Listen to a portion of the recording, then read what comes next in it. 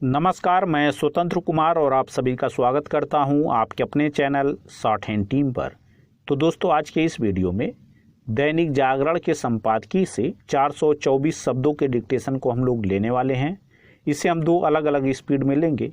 पहली बार में 80 की स्पीड में, तो दूसरी और आखिरी बार में इसी डिक्टेशन को हम लोग 90 की स्पीड में लेने वाले हैं। अगर आपको इस डिक्टेशन के PDF की ज़रूरत है या इसमें आए हुए महत्वपूर्ण शब्दों के आउटलाइंस को जानना चाहते हैं तो आप हमारे टेलीग्राम ग्रुप को ज्वाइन कर सकते हैं। लिंक इसी वीडियो के ठीक नीचे डिस्क्रिप्शन बॉक्स में आपको मिल जाएगा।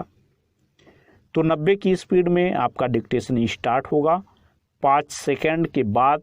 तब तक के लिए आप रेडी रहें।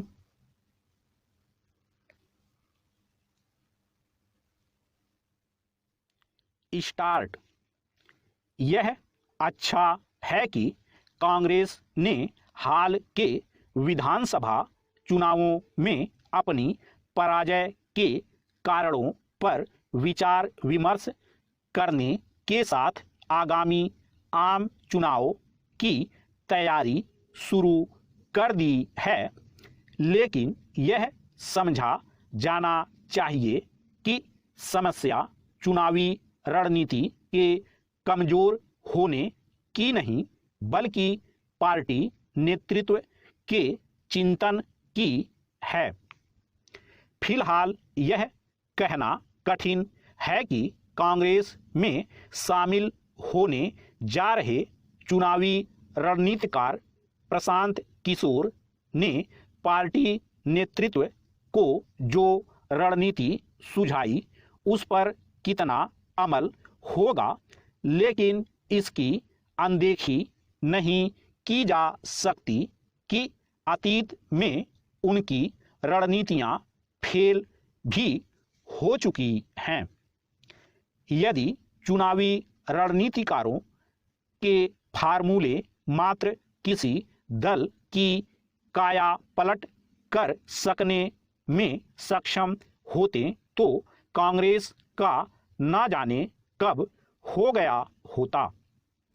यह भविष्य बताएगा कि कांग्रेस नेतृत्व को केवल 370 सीटों पर आगामी आम चुनाव लड़ने और शेष सीटें सहयोगी दलों को देने का प्रशांत किशोर का सुझाव कितना कारगर होगा। लेकिन यह ध्यान रहे कि कांग्रेस ने अतीत में ऐसा करके ही अपनी राजनीतिक जमीन खोई है। वह एक के बाद एक चुनाव में सहयोगी दलों के लिए जिस तरह अपनी जमीन छोड़ती गई, उसका ही यह परिणाम है कि वह कई राज्यों में तीसरे चौथे नंबर का दल बनकर रह गई है। पैरा।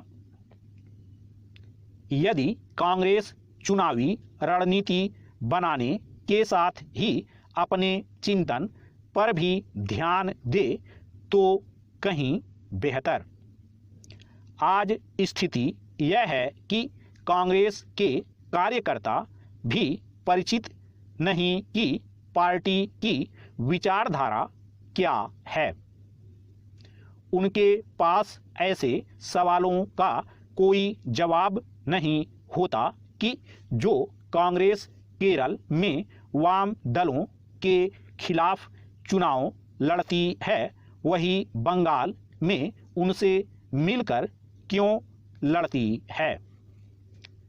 क्या यह अजीब नहीं कि राहुल गांधी हिंदू और हिंदुत्व में अंतर देश भर को तो समझाते हैं, लेकिन शिवसेना को समझाने में नाकाम रहते हैं।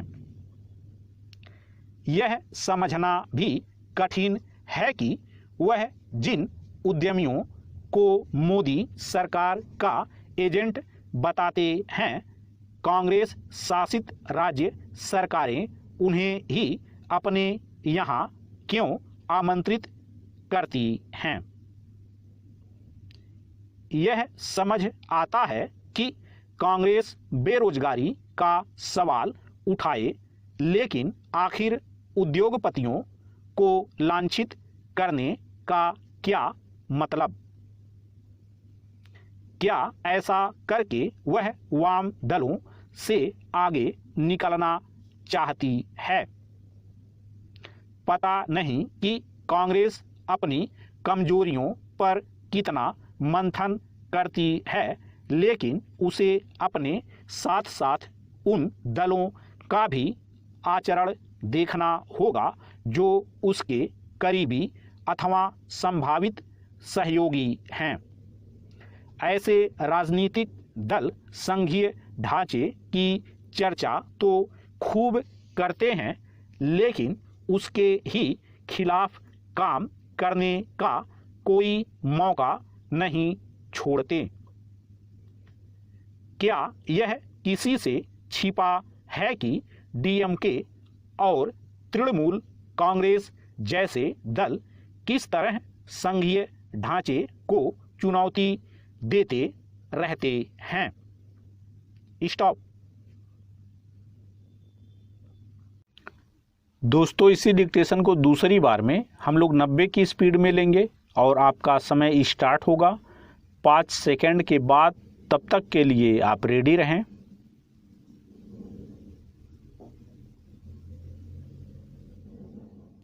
स्टार्ट।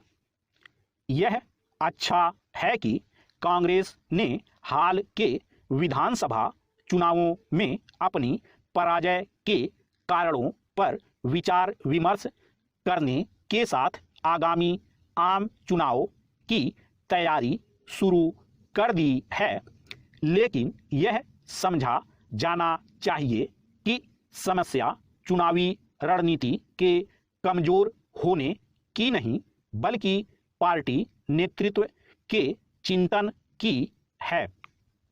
फिलहाल यह कहना कठिन है कि कांग्रेस में शामिल होने जा रहे चुनावी रणनीतिकार प्रशांत किशोर ने पार्टी नेतृत्व को जो रणनीति सुझाई उस पर कितना अमल होगा, लेकिन इसकी अनदेखी नहीं की जा सकती कि अतीत में उनकी रणनीतियां फेल भी हो चुकी हैं।